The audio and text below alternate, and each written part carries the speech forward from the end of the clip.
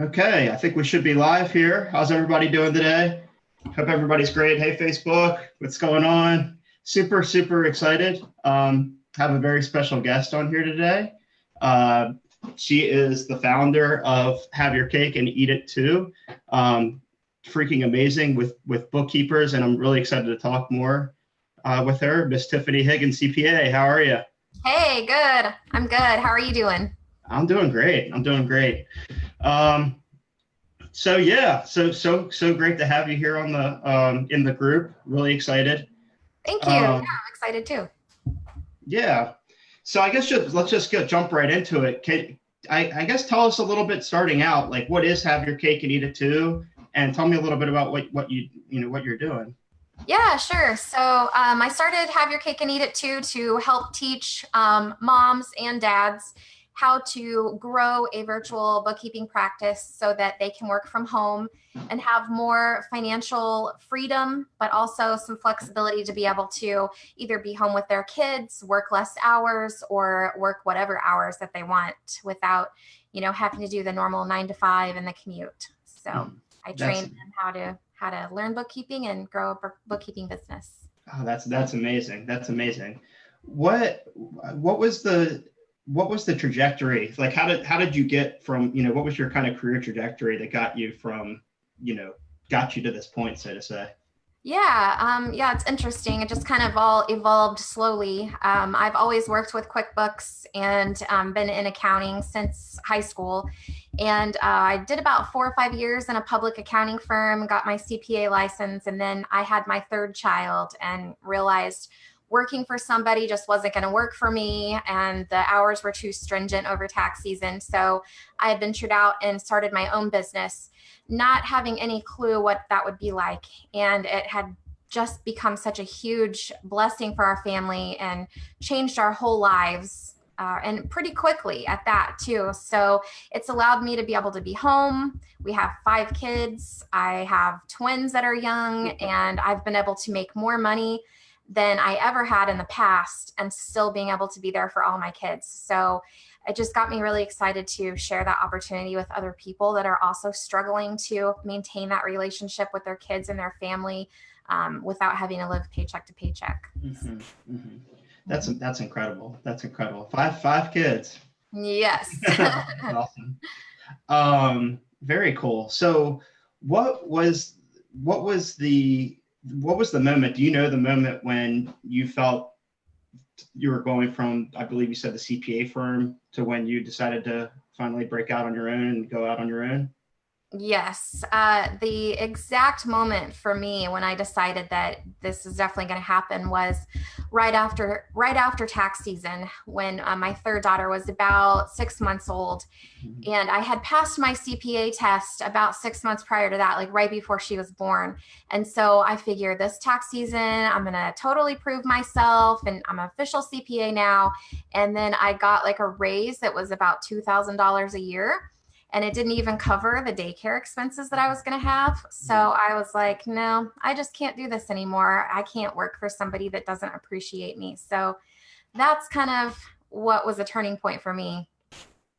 Gotcha. So did you feel like you didn't really have that control over your income that you wanted and flexibility? Yes, exactly. Yeah. It didn't pay off. Like the correlation between how hard you worked and how much money you made, it wasn't relative. So I was excited to be able to change that. No matter how hard I worked, then I could grow my business and I could grow my income. So Gotcha. That's awesome. That's incredible. How was that? I'm sorry. I understand that you work actually with some bookkeepers or with some people that are still employees. Is that correct? Or they're mhm, looking to make that transition. yes. Um, what would you say to people that maybe are thinking about, that are in that situation, that same situation from where you were? Yeah, I think a lot of people that have just been in the employee field for so long, they don't realize that it's possible and that it's attainable to be self-employed.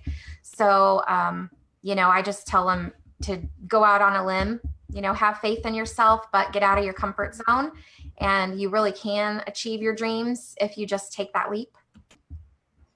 That's so true. I know, and I can relate to the same thing. I mean, I just went through the same thing about a year ago, where I went out, and left my position about a year ago. So Yeah. I can relate to that 100%. And it was one of the best decisions I know that I made in my life. So hmm uh, Yeah, it's definitely a mental transformation you have to put yourself through for sure, but it's so worth it.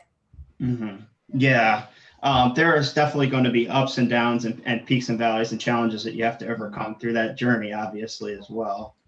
Yeah, Uh, yeah, for sure. We talk about the emotional journey of a business owner a lot in my support group. Gotcha. Very cool. Very cool. So talk to me a little bit about the you have your cake and eat it too, or the bookkeeping course that you're currently running. Okay, yeah. So we have this course. I call it a bookkeeping business in a box. So basically, a lot of the people that come to me have no prior experience, no certifications. Some of them have college degrees, some of them don't. So I kind of walk them through from the ground floor all the way through having a successful bookkeeping business where you can make between 200 to 250,000 a year without employees. So that's kind of what I help people with. And then the course is kind of like a do-it-yourself thing. It's self-paced and it's online, but I also have a support group for students that want a little bit of extra help. And so it's kind of like a secret Facebook community like yours. And I, of course, answer all the questions that are posted in there, but we also do Zoom calls 3 times a week. And so we can hop on there, answer questions in real time and kind of do screen shares and work on client work that way. So. That's very cool. Awesome. And yeah, we'll talk a little bit more about that in the group later on here. But Yeah. yeah, what would you say for somebody with that that's looking for more flexibility and that's ready to make this leap? What challenges can they expect to face? Would you say? Yeah, I would say probably the biggest challenge for people that are trying to transition from a 9 to 5 to this would be just balancing both at first. So I'm sure it's probably going to take people a couple of months before they're really comfortable, maybe quitting their job and focusing on this full time from a financial standpoint. So, of course, the first few months is probably going to be a little extra hard balancing both of them. But again, it'll pay off so much whenever you're able to kind of release that corporate job and focus on this full time. So, Oh, very cool. mhm. Yeah. Um, so not everybody's like just leaving their job as soon as they, you don't recommend everybody jumps into the program, leaves their job right away necessarily. No, you don't have to because, bookkeeping business is great. If you just want to do it on the side, pick up a couple clients, you can. If you want to make it full time, you can transition to it. And that's what's great about it too. You can work at night, on the weekends. It really doesn't matter. Personally, for me, I quit my job and jumped right into it full speed ahead, but that's kind of how I am. Some people like to test the waters and feel comfortable before they just totally, you know, jump Yeah, on. So, absolutely. Yeah, so that makes total sense. It's you want to really build that comfort level and that confidence up as you go. I can imagine. yeah, absolutely. And everybody feels a little different about that. So, Uh, uh, well, I guess the connection's a little unstable here. I think it's me. Okay. Huh. is it frozen?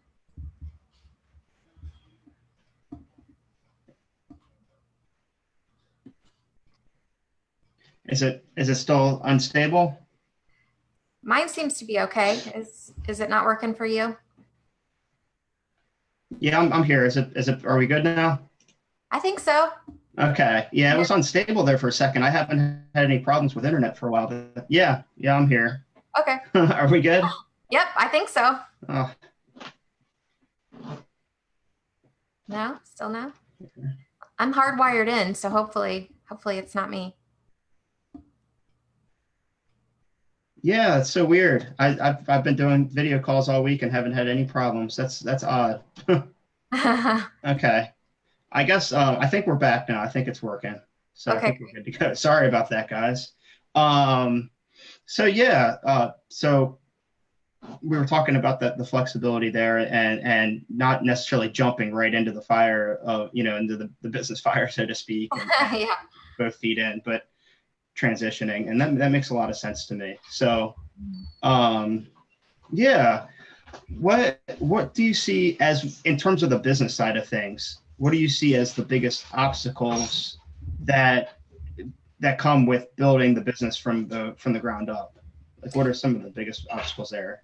Yeah, I think probably two obstacles that I know my students feel the most nervous with are converting leads into clients, Mm, having those sales conversations, and then probably pricing. Pricing for the services is, very subjective. So it's hard to determine exactly, what you want to do. And every client seems to be just a tad different. So it's a little hard for people to not have it black and white. mhm. Absolutely. And yeah, those are two issues that I see a lot as well. With I actually really want to talk about pricing with you, because I think that's a common obstacle. Maybe even a little more particularly with bookkeeping, but across a lot of services and accounting. So, how do you convey? How do you what do you advise in terms of pricing, and how do you make sure that the pricing is where you want it to be optimally? Yeah, so that's a great question. And I feel like a lot of times I'm a little on the opposite end of the spectrum from what a lot of coaches and stuff tell people. So I kind of base my practice on cash basis after the fact, bookkeeping and financial statement preparation. So it's mostly for tax prep. And then that's kind of where I sell my clients and where I teach my students to sell it. So they can keep their business very, very simple if they want. So we typically charge for most clients like three to $500 a month for something super basic like that. And then it goes up from there if they want client invoicing or bill payment or accrual accounting or cost accounting or anything like that, or payroll. So we typically kind of teach them all to go after just the basics, data entry type of stuff. And we do like the $300 to $500 a month in packages. Gotcha. And then how much with the clients that you're seeing your clients get, what kind of time commitment are you seeing generally? Like, how much time is the service taking for them to Yeah, fill? that's a great question. So usually for those type of clients, it's about an hour a week. So 3 to 4 hours for the whole month for each client. So it's really scalable. That's great. Okay, so 3 to 4 hours a month, and then you have that client, and then it's just building and scaling that out. Mm-hmm. Gotcha. Are they doing any? Are you seeing them outsourcing services? Or are they doing it all in house, or what are you seeing there? Yeah, so through my course, they learn how to create partnerships with other programs. So, like as an Intuit reseller, payroll partners, tax preparer partnerships, so that they can be like a one-stop shop for their client, but they don't have to know how to do all that stuff. So I show them how to create all the different partnerships to make it worthwhile for them and for their partners. Gotcha. Okay, that's very cool. That's very cool, especially with all the opportunities that we have out there today Mm-hmm. for partnerships and for those relationships in this digital world. So Yeah, absolutely. yeah. Oh, very cool. Let's transition this pricing conversation into that leads to clients conversation, because I'm really excited to hear your input on this. So how do you recommend they convey that value, that they're, that price point, and how they convey that value on the call or the strategy session or whatever that you want to call that? Yeah, absolutely. I usually just really try to coach them on explaining the benefits of hiring a bookkeeping service. So, all the ways that the business owner is going to have more time, more money, more ability to plan for taxes, for their business expenses, for growth, having financials ready for, loans or whatever they need. So, I always just tell them, re-highlighting those benefits over and over again in the conversation really helps to kind of make the value stand out. So, Absolutely. Okay. Gotcha. yeah. Um, that makes a lot of sense. What are you seeing? Are you seeing specific objections or anything that commonly come up with that your clients are seeing? Yeah, I mean, you see the people say that it's too expensive. And so usually when my students are coming back with those comments, I think it's usually because they aren't expressing the value enough. They're not conveying exactly what the business owner is really going to get from like an intrinsic standpoint. The trade-off between what they're going to be paying for the services is actually less than what they're going to be getting. So, yeah. Gotcha. So it's not just I do your books. It's, I do your books, and this is how you're gonna benefit. Yeah. So explaining those benefits in a way that it makes the price seem like it doesn't matter. Mm-hmm. Yeah. Love that. That's amazing. Okay. So in terms of growing the business, how do you recommend at what point does in terms of the financial freedom side of things, like you were saying, how do they, I guess, measure success in terms of financials, or what's the trend like? I guess I'm trying to think of the right question here, but transitioning to financial freedom, like why bookkeeping for that? Like, why do you think this is the right avenue for somebody that's looking to jump out and, look and seeking that financial freedom and flexibility?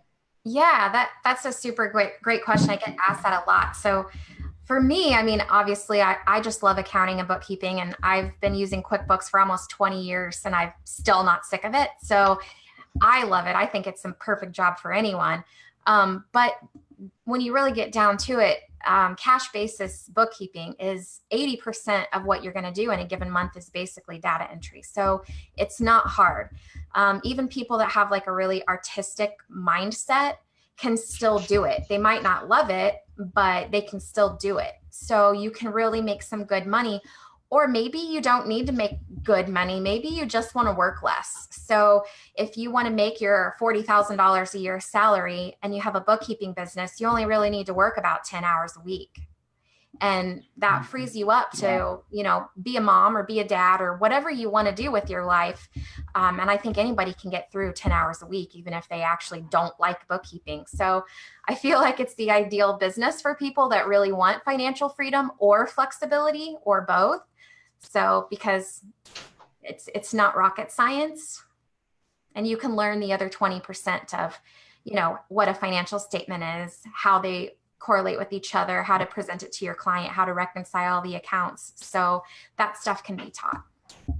Mm-hmm, mm-hmm. And the technical aspect of the business, is that something that you cover? I believe you said you cover in your course. Yeah, like kind of running the back end office of your bookkeeping business. Yeah, we go over all that too. Very cool. Okay, I want to check real quick and see if we have anything in the comments section real quick, because I don't have it up right now. So give me 1 second here and see do we have any comments that anybody has for Tiffani.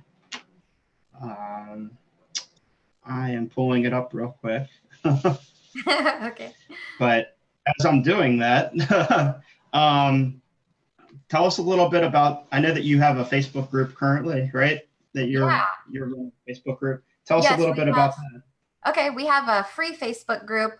It's called Have Your Cake and Eat It Too. So you can go to the business page, and I think you should be able to find the group right from there.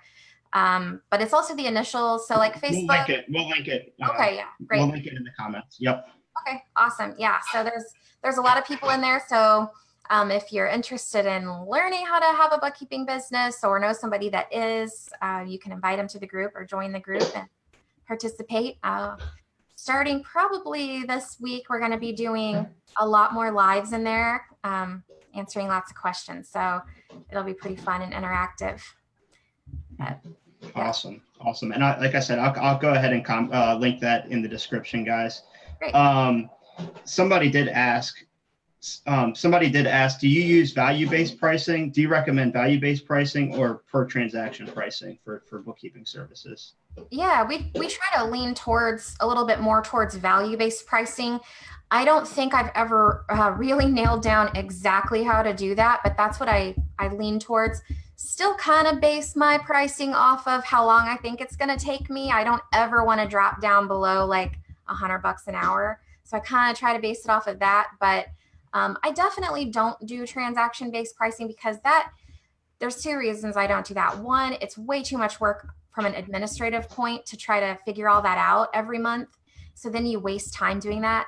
But the second reason too is then you can't bill up front for that. It's hard to bill up front. And I always make my clients pay at the beginning of the month for the services before they're performed. So That's great. That's important. Yeah. absolutely. Say that again. Yeah, especially with QuickBooks Online, you have no leverage. Once you've done the work, they've got it. So yeah, you got to bill up front. Gotcha. Okay. How do you recommend back to the leads, the sales process? How do you recommend generally the sales process flow for somebody? Do you recommend a one call close or like a two call close? You know, I will admit the sales process is not my strong suit, but that's another reason why I like bookkeeping because it may take a couple of times of talking to someone, but you don't have to be real salesy. You don't have to be, super good at that kind of stuff because if you just put yourself out there and you build relationships with people, they usually come to you because people hire their bookkeepers based on someone that they can trust and they like and they have a relationship with. So it's nice. You basically just have to be available and offer your services. You don't have to really do a whole lot of sales and marketing. I mean, obviously there's definitely some marketing to be done to get in front of those clients, but yeah, I mean, as long as you're available. So there are some things that I try to instruct my students to say in the meetings so that it kind of leads more towards following them into the path of becoming a client. But yeah, I feel like we could all use some extra help on sales for sure. It's one of those things that I feel like you can never get enough at bats, or professional players still have practice, or they still take batting practice in baseball. So Yes, it's always absolutely. good to get those reps in with sales. That actually was a good transition. That was a good transition because somebody asked a question. What do you recommend from a lead gen standpoint from generating those opportunities and those sales appointments? Yeah. So, well, I know this is kind of your area of expertise. So I'm sure you have a lot of tips, Charlie. Probably my biggest thing would be your personal Facebook page. I feel like it's been a very powerful tool for me. I know a lot of people can't get over that hurdle of using that. But even when I started my bookkeeping business about 4.5 years ago, it was the best piece of advice that I got when I started. And I still feel like that's the most powerful place to be if you want to get clients. So what do you think? Do you agree with me on that? I do. I think having your Facebook page optimized is very important. What I tend to teach is start with on my end, I recommend niching down into into an industry. So that way, you're specialized, you're only marketing to one person or one industry. So you have that, you can have that messaging more locked down. So then I would say analyze where do they hang out and what social media outlet do they most hang out at and spend time at, which for a vast majority, it probably is Facebook. And then make sure that your profile is optimized for that market, Right. And make sure that you have a good idea of the problems that you're looking to that they need to get solved. Right. And build your friends list around your ideal client. Yep. Yeah, absolutely. So I think Tiffany and I are probably decent alignment there. It sounds like. Yeah, I think so. Yeah. So also, I mean, I would say, we both have Facebook groups too. So Yep. That's effective as well. Yeah. So extra credit if you jump in, build a Facebook group, and that really helps to build your know like trust factor. like Tiffany mentioned earlier. So, Absolutely. All right. Well, I think we have all the questions. Does anybody else have any other questions before we jump off of here? Best time for posting on Facebook page in the U.S. I know, I don't know, Tiffany, if you, I know that I usually post around 9 a.m. But I do that Pacific time. So do you have an idea on that?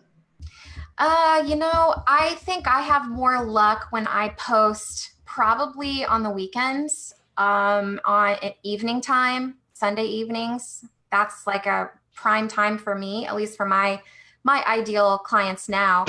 But the posts that are really powerful on my Facebook page, they still get comments that from posts weeks ago. So I don't really think if you're doing it on your personal page, not your business page, I don't think it matters what time. You just need to get your messaging down right. Mm-hmm. People will just keep seeing it as more people comment. So.